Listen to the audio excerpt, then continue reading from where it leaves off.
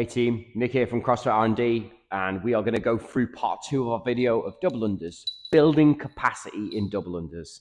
Making loads of noise. Right, so we've started off with our double unders. We're increasing speed and volume. We're making sure everything's nice and controlled, nice and tight as we move, okay? What we want to start doing now is building capacity. And the first go-to I do is I tend to get my clients to do a baseline test.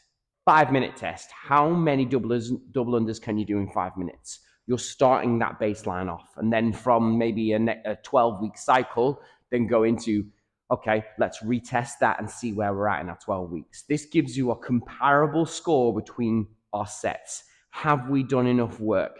Have we built enough volume in our training to constitute a better outcome at the tail end? So building capacity, 5-minute AMRAP, as many reps as you can do, okay? Make note of maybe however many trips you do, or however many reps in a row you do, how quickly it may drop off, okay? Once we've done this, this is our starting block. We can start to incorporate certain things. EMOMs, standalone EMOMs are great. Starting off, instead of looking at trying to get a score of reps, maybe having a look at then trying to see how the length of time you're doing. So for example, let's look at, in a 30-second window in your EMOM, how many reps can you do in that set?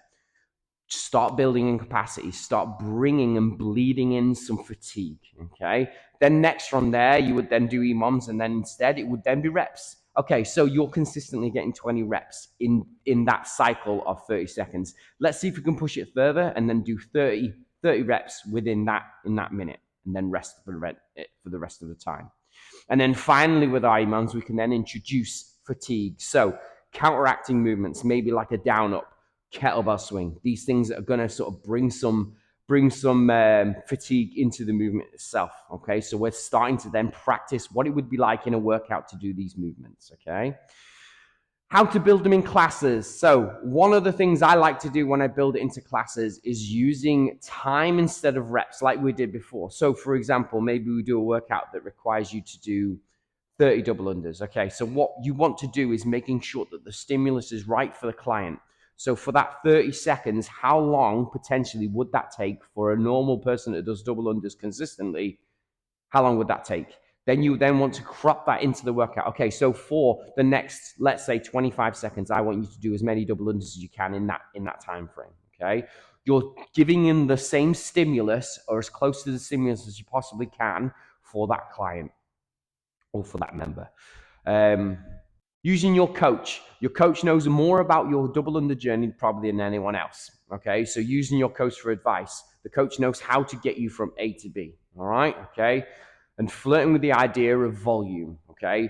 All right, so the next workout, instead of doing those 30 reps I want you to do, or doing that high set volume of 50, let's see if we can do 20 reps in that workout. One of the other advices I give as well is coming away from sets of single unders, okay?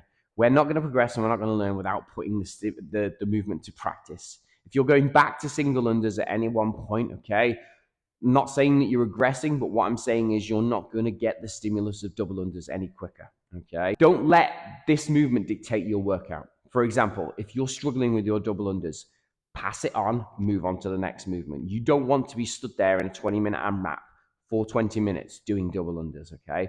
Just ensuring that you're keeping and adhering to the stimulus as best you possibly can, okay? That is your guide to how to build capacity in your movement. I hope this helps, guys, and we'll see you in the next video.